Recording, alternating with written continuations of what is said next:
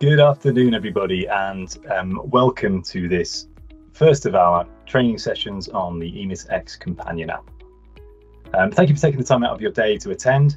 I'm going to be handing over to my colleague who works on the training team in just a moment to take you through step by step some of the features you can expect to see landing on your desktop in the coming weeks. First, I just wanted to give a brief introduction to EMIS-X and the journey that we're currently on. So what is EMIS-X? Well, it's our next generation clinical technology. It's cloud-based, which means it's scalable, safe, and secure. More importantly, for you, that means we can offer better performance at peak volume times. It's also internet first. So what we mean by that is it's available over the public internet on any internet-enabled device. That means no difficult configuration, no need for a VPN or a tokenizer. As long as you have access to the internet and a modern browser, we'll take care of the rest. So much better for remote working. We're developing a suite of open APIs. APIs are the way in which one program talks to another program, such as our EMIS Web partners. By open API, we mean we're developing to modern international standards, which means it will be easier for our partners to develop against, easier for us to maintain them, and the APIs themselves will be more efficient, which means enhanced interoperability and greater choice. EMIS-X is modular in its construction, which means we can flex different modules to suit different people, different users, different settings.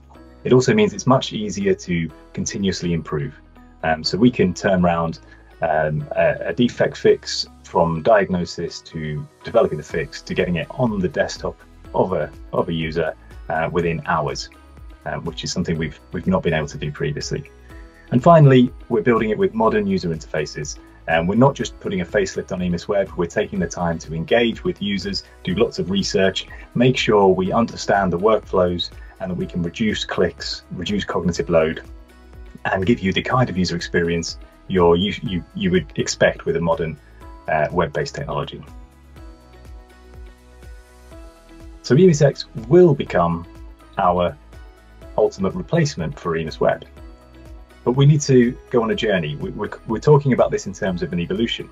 We want to transition our technology from EMIS Web technology to EMIS-X technology. And we want to help transition you folks who use and rely on our services day in, day out. And we want that transition to be as smooth as possible. Our solution to that comes in part via the EMIS-X Companion app that we're going to be looking at today. So if we rewind back to 2022, if you're an EMIS Web user, you're loading our desktop app and you're connecting to our data centers.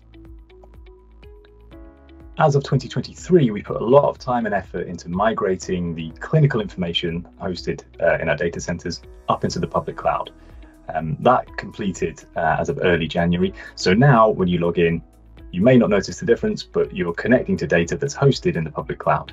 And that means we can begin to leverage some of those benefits I mentioned earlier of cloud computing. But it's also a really important step along the journey for EMIS-X, because this year we are right now, in fact, rolling out what we're calling the EMIS-X Companion app. So every EMIS Web user in England initially will have EMIS-X Companion available in the next few weeks. That will deliver features and services that can help improve your EMIS Web experience. There's also a new framework called the Tech Innovation Framework, and we're working, EMIS are on the framework, we're working with NHS England to ensure that we deliver a clinical product that meets the requirements of that framework. From that point, so later this year, we will have EMIS Web and EMIS-X Companion, and we'll also have EMIS-X available on its own in a browser. That will have the core clinical functionality you need for general practice. So recording consultations, prescribing, referrals, and patient information maintenance and appointments management. But it won't be as fully featured at this point as EMIS Web. So useful if you're not at your usual workstation, perhaps you're running an EMIS Web update, perhaps your connection to HSDN is down for some reason. You've got your core functionality available to you in a browser, but for the rest of the time, you still have EMIS Web that you know and love, along with the additional benefits and features and enhancements that we'll be delivering via the EMIS-X Companion.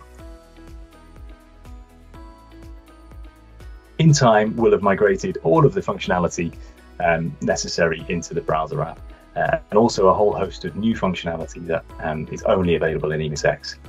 By that point, we will begin the phased removal of EMIS Web. So that's the journey we're going on. We want to introduce you to the first step of that journey today with the EMIS-X Companion app. I also want to point out that it's part of a much bigger journey. So we're focusing really on general practice today, but because of the way we're building and constructing EMIS-X, we also have an eye on community pharmacy, and acute services, because our ultimate goal here is to deliver a suite of integrated healthcare applications so that you can deliver truly integrated care. So that's the introduction over. I'm going to hand over to my colleague Nisha, who's going to take you through some step-by-step guidance on how to get the best out of the EMIS-X Companion. And then we'll be back at the end for questions. You can pop a question at any point by accessing the Q&A panel. And we'll answer some of them as we go, but we'll have space at the end to verbally pick up some of those questions with some answers for you. Okay, thanks, Nisha. Thank you, Adam. Good afternoon, everyone. My name is Nisha Patel, and I'm the lead clinical software trainer here at EMIS Health.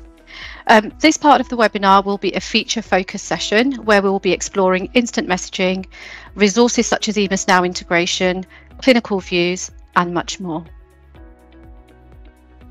So first things first, what I'm going to do is log in to EMIS Web and enter my login details so that you're able to see the full process of the first step that we need to complete, which is called the email verification process. So before you can access, navigate around and benefit from EMIS-X, the first step that you will need to take, as mentioned already, is complete this email verification process. When you log in, if your email address hasn't been verified, what will happen is you will be prompted to add an email address for this EMIS Web account, and equally the EMIS-X screen will also display an instruction that you will need to verify your details. So what you can see here now is the pop-up has come up. The EMIS-X Companion app is also launching for me. And what I'm going to do is, once that's launched and ready, I'm going to move that to the right hand side there so that you're able to see that I've got EMIS Web in the background, EMIS-X on the right hand side with the instruction that I do need to verify my email address before I can begin. But here's the pop-up box where I can then populate with the email address. Before I do that, just want to point you out to a few things on this particular screen. So I am able to do this later and postpone this, and I will do that for this demonstration. I'm then given another notification and told that the the dialog box will pop up after 14 days, but you will be reminded each time that you log into EMIS Web by the yellow bar at the top that you will need to verify your email address. So if I just close this little screen here, you'll be able to see that the reminder has popped up on the yellow bar at the top there. I'm very easily able to click on that hyperlink there, bring the dialog box back and enter my email address at this stage. I'm just going to take a quick moment to double check that I've typed that in correctly and click continue at this stage. What the system will then do is generate what we called an OTP, a one-time passcode. And what I will be expected to do is to go and obtain that from the email address that I've just typed in, and that instruction is at the top there. I can also at this stage still postpone and say I'll do this later. I can request a new passcode, and that could be because I've lost the initial one, I may not have received it, or actually the time frame on it has expired, which is a 48-hour period. What I'm going to do is nip over to my email, and the easiest way to obtain the OTP and type it in correctly is to copy it from your email, come back into the dialog box, paste it in, and you can see it's made up of lovely characters. So there could be a combination of letters, numbers, and special characters as well. So very easy to copy, paste, and then continue. You can see quite seamlessly I've been notified that my email address has now been successfully verified. And you'll notice that the notification is still telling me that I've that I need to verify. But what I should be able to do is not have to log out and log in, but simply click continue at this stage, and the two systems will synchronize, and EMIS-X will recognize that I have completed the process of verification. You will also receive an email, a second email, notifying you that you have successfully verified your email also. So you're very sure now that you've completed the process.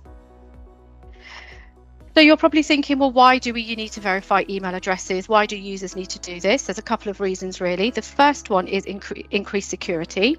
So it's to ensure that the user accounts that are created in EMIS-X are for verified users only. That's the first. The second is to help consolidate accounts. So currently many users have many EMIS Web accounts, naturally because they access multiple organisations. That could be because they're accessing it across a primary care network or a clinical service in their area. Users are encouraged to verify the same email address at each organisation that they work at, and so that's to enable us to automatically consolidate the accounts in EMIS-X, but it also means one user account, many organisations. This will also help to pave the way for fast organisation switching, i.e. without the need of you having to log in and log out multiple times, but also better collaboration in the future. So let's take a look around. What I'm going to do at this stage then is maximise my EMIS-X screen so that you're able to see a clearer view of the companion. And what I'm going to do is access the EMIS-X menu, which is in the top left-hand corner there. And you can see it's just come out of the side there, and I've got a few different options that I can select. So I've got the instant messaging section, I've got population care, I've got resources, and behind the selected patient banner is a whole host of clinical views, which we'll look at a bit later down in the session. So what I'd like to begin with is the instant messaging. And as I load that, you'll see the layout of the screen is very clean and neat and tidy. So I've got all my previous chats on the left-hand side. Because I haven't got anything selected, you'll see that the middle panel is actually indicating that I've got nothing selected. And on the top right-hand corner, I'm able to compose a message. So instant messaging will replace screen messaging in EMIS Web and will work whether your colleagues are in the building, at a branch site, or even working from home, and it will help to provide a fast and efficient way of communicating with colleagues. The first things first, let's go and compose a message. So I'm going to click compose, top right-hand corner. And what you'll see is that you're presented with all the users in your organisation. I'm able to scroll up and down that list, but even better, I'm able to search for a contact by name. I can filter on the online users only, so there you go. I've just ticked that box. I can untick that to return the list all back to normal. So I'm going to search for a name, and I'm going to search for my colleague Danny. I can select Danny O'Keefe there, and you can see that the view has changed. So I'm presented with my chat history, if you like, all the different messages that I've sent to Danny and the messages that I've had back. Just to point out, there's an information banner here, which is quite important, and you're probably used to seeing this in the screen messages in EMIS Web, but the message is really to enhance that general instant messaging should only be used for general communication. Please do not use this for clinical emergencies or patient care. So you can see that the chat history is laid out. You're able to see the date stamp, the time stamp, and all the chat history there. I'm able to scroll up and scroll back down. And then at the very bottom of the screen, I'm able to type a brand new message to Danny. I've seen that he's sent me the last message is about a meeting room change. So I will just reply back to that. Thanks for letting me know.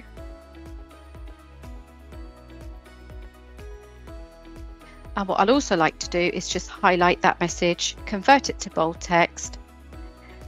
But I'd also like to put it in italic text so that he's able to see that there. I want to use an emoji because Danny likes emojis. So I'm going to use my Windows button on the keyboard, followed by a full stop to bring up the emoji tray. And I'm going to send him a bit of a grin there and a thumbs up, and send that through to him.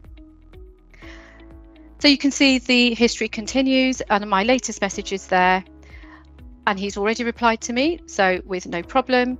Again, you can see the timestamp, but it's also indicating that I've got a new message that may not have quite seen at the time.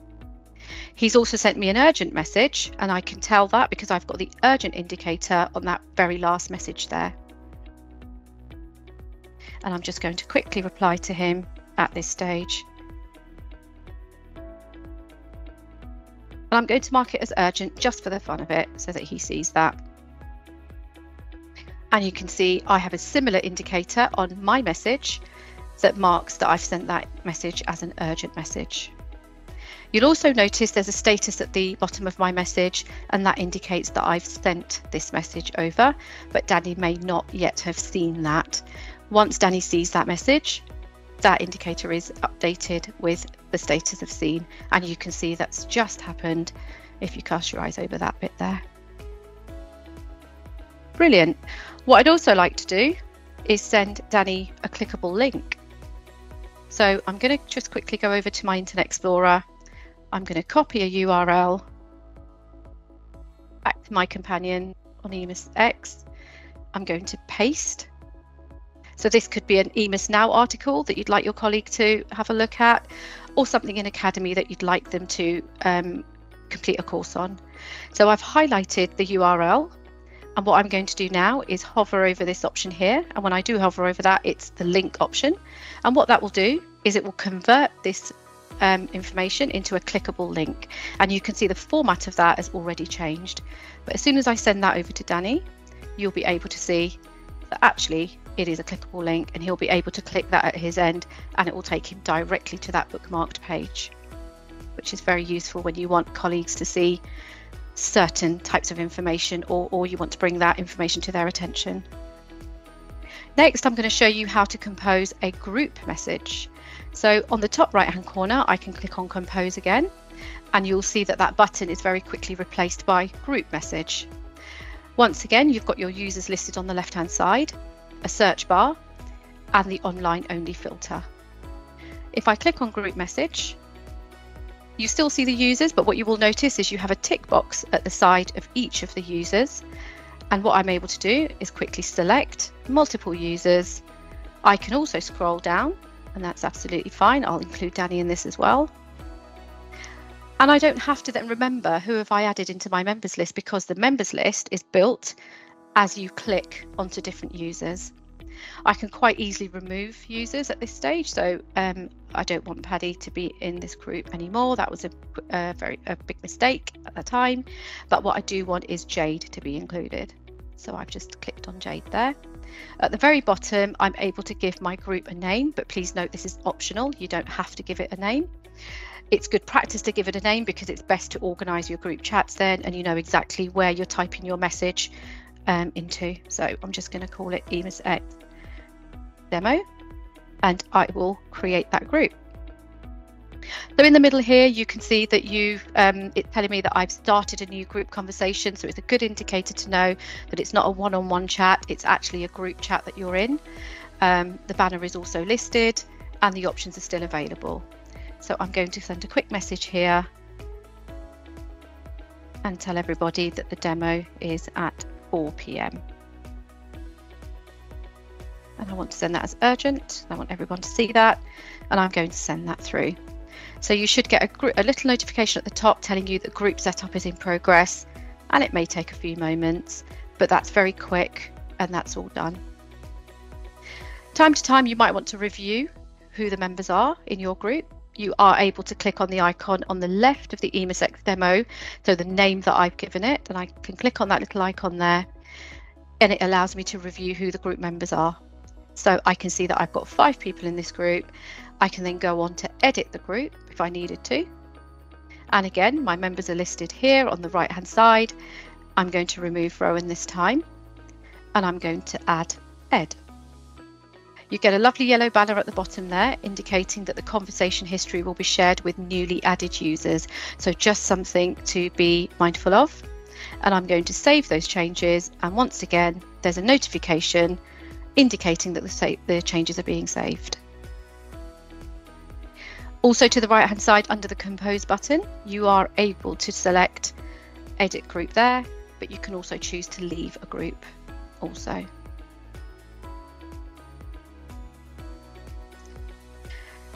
The next area I'd like to take you to is the EMIS Now integration. So that's under Resources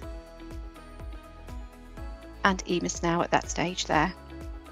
So EMIS Now integration will help you keep up to date with the latest news and updates from EMIS, as you can see here, with a feed that is tailored to your organisation and your area. On the right hand side, we have a set of useful links, fully clickable links that will take you straight through, and that's whether you want to see service status, any upcoming release news, or whether you just want some general help and advice from all the forums that we have online. So if I was to click on service status, you'll see that it will bring up my Internet Explorer and load the service status page for me. And that's a good overview and an indicator of all the different services and their statuses. Returning back to EMIS-X, I'm also able to click on any of the latest news. So the one I'd like to click on today is the Pharmacy First changes to local services. And again, just a simple click will load the page and take you to the given article, allowing you to navigate around EMIS Now as you would normally. So just popping back into EMIS-X at this stage. The other option that we've got is on the right hand side at the top, you've got Launch EMIS Now. By clicking on that, the system performs what we call single sign-on into our EMIS Now website. And what it means is it will help you to navigate around easier, but also to find the additional information should you need it at the touch of a button. We've also introduced notifications. So sometime during this demo, you may see a pop-up on the bottom right-hand corner of my screen.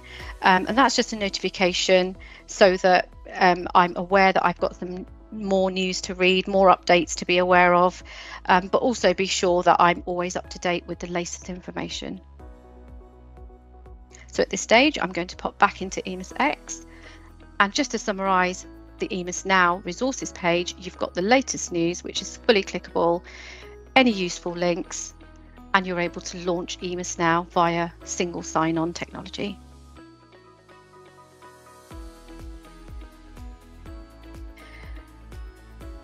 The next area that I'd like to take you through is what we call the clinical views, and that is hidden behind the selected patient banner. So clinical views is a module in EMIS-X that allows you to view patients' care record at a date and the data within that at a glance that provides important clinical information and decision support to the point of care. Just to point out, due to the incremental approach, the developmental approach, EMIS-X is not intended to replace EMIS Web at this time, but more so used to enhance the user's experience when reviewing certain clinical data for a patient. EMIS Web should therefore continue to be used to support patient care, but of course there will be lots of ways in which EMIS-X will be beneficial. So one of the ways that you can use EMIS-X is side by side. So you can, if you've got two monitors, you're able to have EMIS Web on one and EMIS-X on the other. But you may not be in a situation where you may not want to use the double screen. So what you are able to do is what we call snap the screen or split the screen. And I'm going to show you a quick and easy way on how to do that. So I'm going to go into my EMIS Web, I'm going to minimize my screen, and I'm going to drag and drop until I get this shaded area in the background. And quite rightly, the system is asking me, well, what do I want to see on the right hand side? I'd like to see EMIS-X. There you go. And I'm going to go into selected patient and problems. Quite rightly, EMIS-X is telling me that I've got no patient selected. And that's very true, because if you look over into EMIS Web, I've got no patient there at all. I've got no patient précis bar, no banner, and therefore I need to select one of my patients first. I'm going to quickly find my test patient, and today we have Kelly Test. So I'm going to load her up, and you'll very quickly see what's happened. The patient care record has loaded in EMIS-X, giving me full access to all clinical views. That was very quick and very seamless. On the left hand side, what I will do is start a new consultation. And while that's happening, I'd like to just bring you back to EMIS-X and just showing you a bit about the layout. So you've got Kelly Test and the patient banner as we know it on the right hand side at the top there. I've got Kelly's preferred name, her date of birth, and an NHS number if it was allocated in the system in the first place. Underneath that, I've got the address details and a telephone number. But on the right hand side, I have a chevron, which I'm able to click and expand the panel, a bit like you can at the moment in using the patient privacy bar in EMIS Web. What I'm able to obtain from here is the full address, any contact information, and any warnings. Before we move along, I'd just like to hover over the mobile field, and you can see that's a fully clickable link, as is the email address as well. And that's to help you ease and do your sort of functionalities throughout the practice without any interruptions or any sort of delay. You're able to, if you had any software, any telephone software that related well to EMIS-X in the future, you should be able to click on that telephone number and be ready to dial the patient directly from there.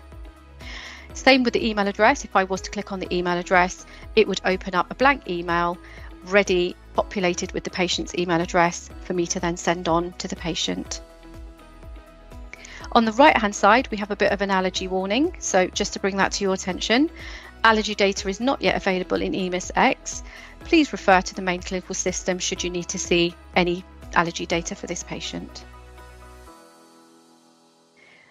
And one of the other warnings that you may have noticed on the problems page is this shared data banner.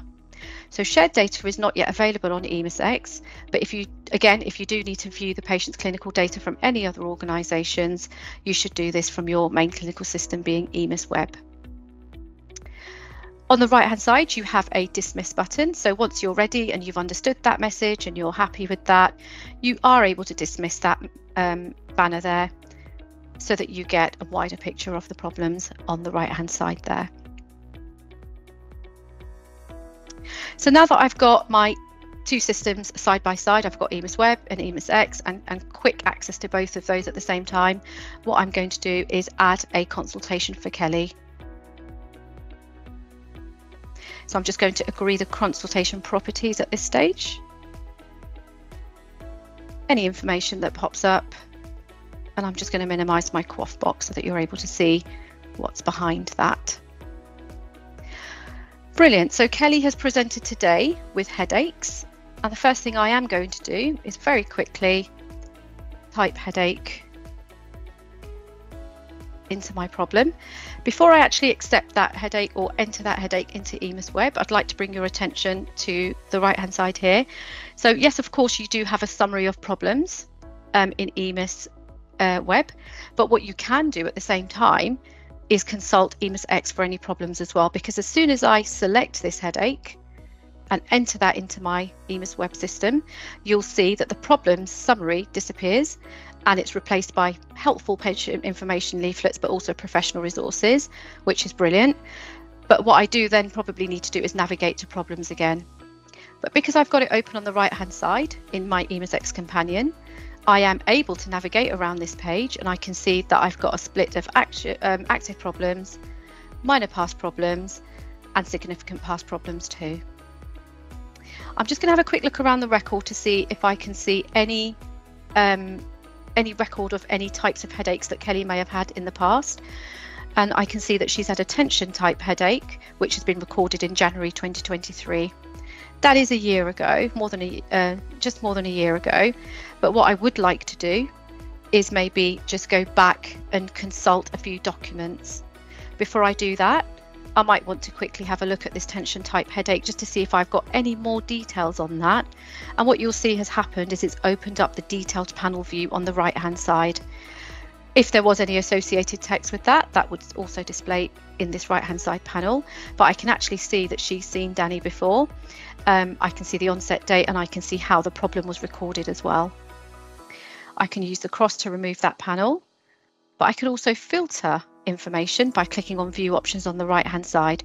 So in this section, you'll be able to see that I'm able to group information by status and significance, but also I can sort by name. So if I click into the radio button of name and apply that, you'll see that I've now got a full alphabetical order there. I can refresh at any time to refresh any changes that my colleagues may have entered whilst I'm in the companion at this point. But pretty much the layout is that you have got the problems laid out on the left hand side there, with filtering options on the right there. You might have noticed a few icons. So under the lightheadedness, if I hover on the icon there, that's telling me that that particular bit of data is not visible on the patient's online record. But the entry of pregnant has a padlock, which means that a confidentiality policy has been applied, and the people with the concerned RBAC will only be able to see that at that time. So moving back into my open consultation, what I'm going to do now is probably request some bloods for Kelly, because I just want to see what she may need. But before I do that, I want to quickly have a look at another clinical view, and I'm going to quickly go into investigations at this time. So once again, the layout is very clear. So you've got your date column, your term, your value, your range, and any associated text in this third column along. At this stage, what I could do is I can filter, and I'd like to see abnormal results that Kelly has had and what the timeframes may have been. So she has had an HbA1c and a blood pressure reading. I can see the indicator, which is the red triangle that tells me that the result is outside the normal range. That's fine. I've taken that information on board. I'm going to go back to my filter, and I'm just going to have a quick look at the latest only. But also, quite happily, I can return the filter to the default, which is no filter at all. So I'd like to then just quickly, because I've seen that abnormal result in the blood pressure, I think I'm going to take a blood pressure from Kelly today. Once I've done that, I'm able to very quickly enter that information, and I'll do that. And it's come to light that she has a slightly raised blood pressure there. I'm going to enter that into EMIS Web. And then I'm thinking, should I refer her? Do I need to refer her? Has she been referred before? Why not have a look at some documents in EMIS-X? So I'm going to navigate to the clinical view of documents at this stage, where I'm able to scroll through documents at ease, click through different documents, as you can see there, and the document will load in the middle section. I'm also able to navigate around different pages, so I can use the counter. Quite easily, I'm able to use the scroll bar, which may be to your preference, really. I can also zoom in and zoom out, or quite quickly select the percentage view that I'd like to see. On the right hand side, I have a little eye for information there, and again that will allow me to view more details, and that could be I just want to see sort of who may have seen them, where they might have been seen, but also that is down to the way that the data is recorded in the system initially. So that will be down to in-house processes. Brilliant. So I've got the information I needed regarding the documents. I'm going to return myself back to my open consultation, and what I'll do is I'll make a quick note and a reminder for myself to refer Kelly for further care. And what I'll do is I'll do that later following our process within the practice. Brilliant. So what we've done there is we've looked at the clinical view of problems, documents, investigations. I'm not going to prescribe anything at this stage for Kelly, but what I will do is I'm going to save this consultation and complete the referral later on. So my consultation has saved, as you can see, and whilst I've finished with Kelly, I've got a bit of a gap between my next patient. So what I would like to do at this point is quickly nip over to Workflow Manager and sign a prescription task that reception have been messaging me about all morning, which is absolutely fine because I can do that very quickly. I'm going to quickly pop into Medicine Management and Requests. So what you'll notice is we've still got Kelly at the top there, and if I nip into Problems, I've still got Kelly on the right hand side in my EMIS-X app as well. I'm going to click on Robert, and I just want you to very quickly see how it loads Robert's details up on the right hand side. So I'm going to select Robert Kestrel there, and you can see that Robert very quickly loaded up in EMIS-X, and once again I'm able to look around the clinical views to decide what I want to do.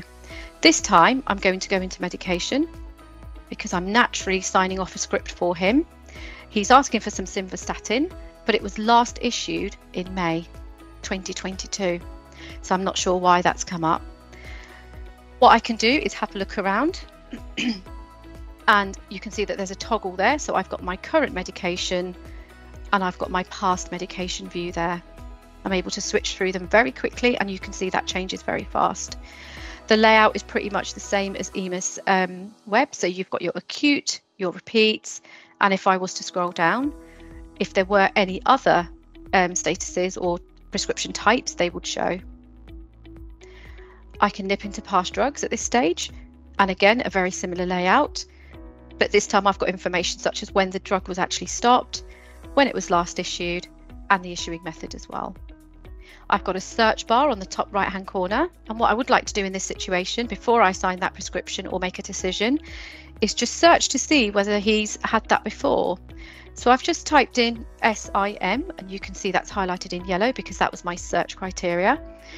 Simvastatin has come up, but it was stopped in July 2023. And I'm looking for a reason. Why would it have been stopped? I can see that quite clearly under the drug, and it's telling me that the system would have expired it for whatever reason that might be. That's absolutely fine. I'm going to backspace on the simvastatin to return my view back to normal. But what I can also do is use the view options once again on the right hand side and filter by name or prescription type. So looking around the views, I've decided exactly what I want to do. I'm going to come back to my signing task. I'm going to open that up, make a decision, either to restart that and approve and complete it, or reject it with a reason, which is always good practice, and complete that transaction. So to summarise, you're able to view information via clinical views, which can help you to address your EMIS Web workflow tasks more quickly and efficiently, whether that's whilst you're in the middle of creating a new consultation, in the instances where you want to view patients' medications whilst going through your signing tasks in Workflow Manager, as per the demonstrations, or whether you're in reception, in a busy reception with the appointment book open, but you want to consult a patient's record without losing the appointment book at the same time. I hope you've enjoyed this functionality focus session, and I would like to thank you for listening and for your time. I'll now hand you back to Adam for any questions that we may have had.